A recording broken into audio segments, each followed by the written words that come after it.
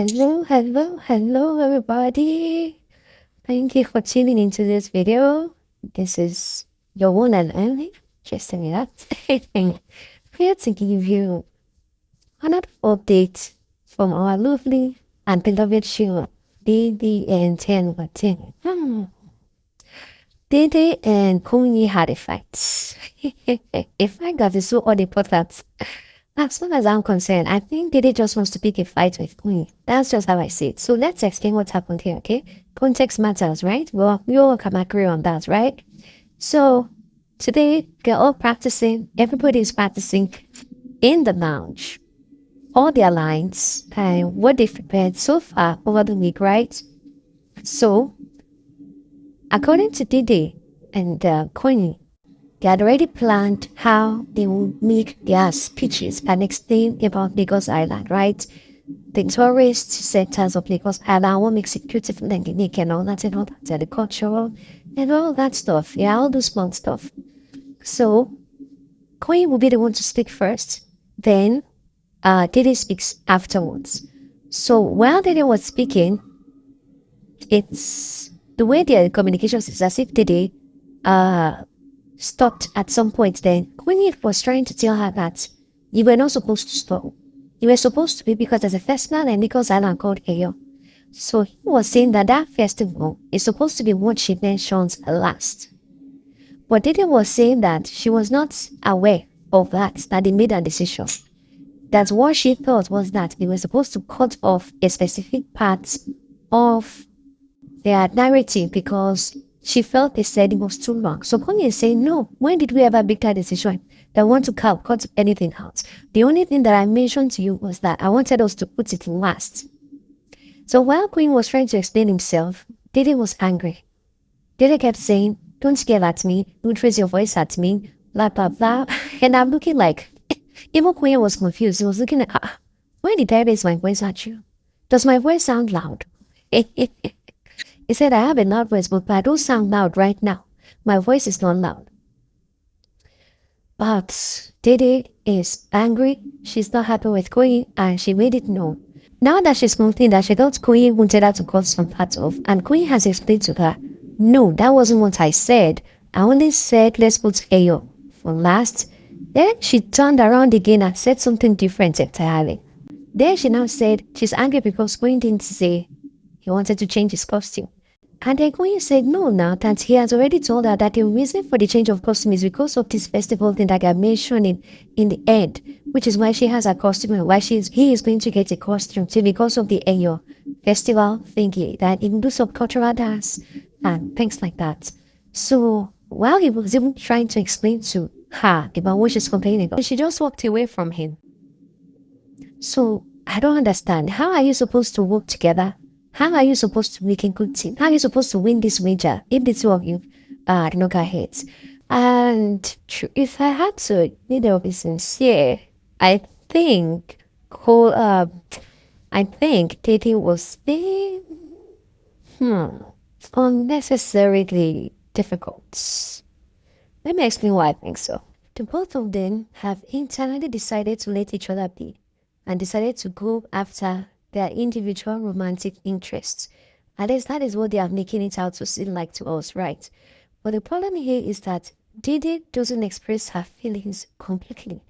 Dede is always pretending that she feels what she's not feeling or that she's not feeling what she's feeling sometimes. So she sends out mixed signals. Personally, to me, I feel that what happened between them today does not warrant them even arguing or having this much fight. I think it's just because Dede is beefing Koyin for eventually making up with Isabella. That is just what I feel. That is the only way I see it. First off, she went to wake him up this morning and she saw him all cuddled up with Isabella. And we also Koyin's display yesterday. Compared to Koyin's display yesterday with Isabella to his display with Dede the day before. The first night that he had their sexual games party, and they told Koyin to do something, to do different sexual positions on Dede. He couldn't do it. He wasn't connecting with her sexually. Probably before Isabella, if this kind of game had happened, probably Koyin would have really been eager and he would have performed both since after Isabella. So many things have changed. They recently came back together to fire Oga and record it again. It worked for a while up to the night of the games. Until that night of the games, when they told Koyin to do something on Dede and he could not do it. I think that was when he realized that no, I'm not sexually attracted to Dede. I am more sexually attracted to Isabella. So he and Isabella made up after that, right? Then now, fast forward to today, while they are having their rehearsals, I believe that whatever is happening to Dede, yes, she was upset about whatever happened, but I think she escalated it because she has grievances, personal grievances against Koyin. Koyin noticed that. So when she kept saying things like, don't shout at me. The guy was not shouting. The guy's voice was so low. But she said, don't yell at me. Don't talk to me like that. I said, Dede, you know what always they vex you? Why are you always pretending? Eh? Why are you always pretending though? Anyway, so that happened. They fought and they moved apart from each other. And another thing I wanted to talk about is about the kiss with Kola last night. After they played their games, they drank. You know, Dede was taking her drink in a cup. She didn't want to drink it, but Jason J was shouting, Dede, you have to take your drink, you have to drink it up. So she drank. But nobody's going to blame anything on alcohol because we can see that she was visibly alive when that kiss was happening under the blanket. And it wasn't only kissing that happened last night too. There was grabbing of things too. Kola was able to massage a lot of things under that blanket last night. Let's just get it straight and get it right. Now, for those who are thinking that Dede doesn't like Kola, like me, for example, now. Yesterday, I was convinced that Dede is falling for Kola and she's about to fall really, really hard. In fact, like Yakata. So, this is what Dede has been doing that made me realize that, Dede has finally given in to Kola. Especially now that she knows that, okay, Koyin is gone. Koyin is gone to Isabella. Flying in the wind with Isabella. So now that she knows that Koyin is no longer her fish, he's just her bestie. Simply bestie. She's gonna focus fully on Kola, obviously. So yesterday, she and Kola had a lot of tension, a lot of flirting, hugging, and things like that. There was even a time she hugged Kola and she said, oh, okay, the camera has us now, now we can stop. I think she doesn't want it though. Then they got talking. And then she said something like, if Kola will come for an engagement party. And Kola said, yeah, maybe when I'm married now and I have kids, then I can come to your engagement party. And then she was like, so you want my marriage to take that long? Yeah, you wish it be bad or what?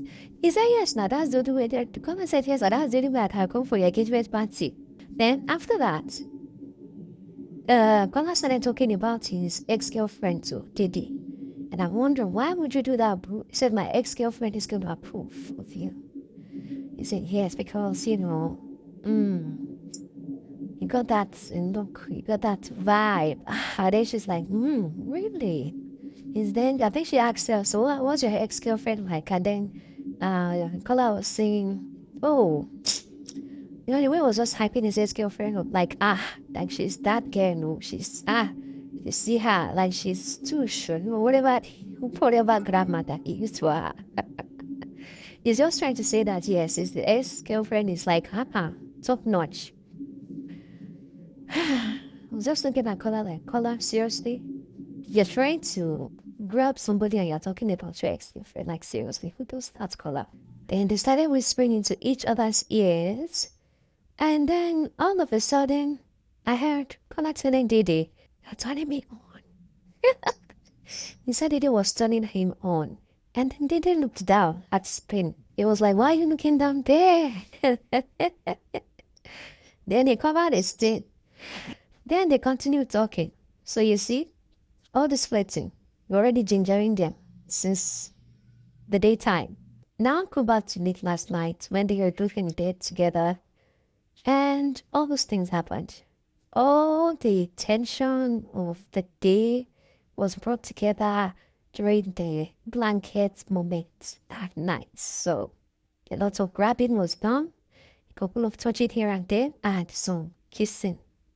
So while the kissing was going on, Dede was into it. We're hearing those sounds, all those sounds, chop, chop, chop, chop, chop, chop, chop, chop, chop, all those smacking of lips. Until Dede just remembered, whoop, there's a camera looking at me. Hey, all the months we've been doing that, we didn't see the camera, that we were hiding, that the camera was not on us. Hey, this time around, the camera was watching them like this big kid. Up immediately, she just said, damn it. As soon as she saw the camera, she was like, damn it. And she moved her face again. And Kola kept asking, what? What is it? What happened? What is it? And Dede is like, nothing. It's just that tomorrow you have to sleep in your room. You have to sleep in your bed. Man, my sister, if you want to do this thing, do it with your full chest. Stop doing it half and half. If you want to enjoy it, just go enjoy it. Now, Nikolaf was feeling bad as if he did something bad. He didn't even realize that it was Camera that his girlfriend saw. Oh, so congratulations to Kola. At least one thing you can be sure of is that Dede doesn't have any boyfriend again outside. Because if the boyfriend is watching, I don't think he will stand again and wait to, unless Dede wins the money on the social. If she's the winner, okay. Maybe he will stomach it and say, okay, it was all for the shoot, it was all for the money. But if Dede doesn't win this show, then Kola, congratulations to you. You have bagged a nice girlfriend. Good for the two of you. I'm happy for you in advance.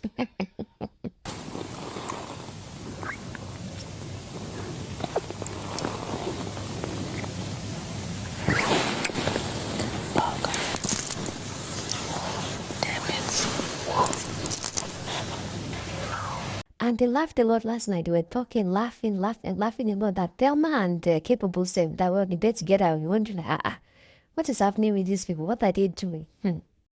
Thelma Lawson and Capable, they are getting more serious in there though. I don't know if they are getting more serious in their personal relationship or whatnot, but I don't know.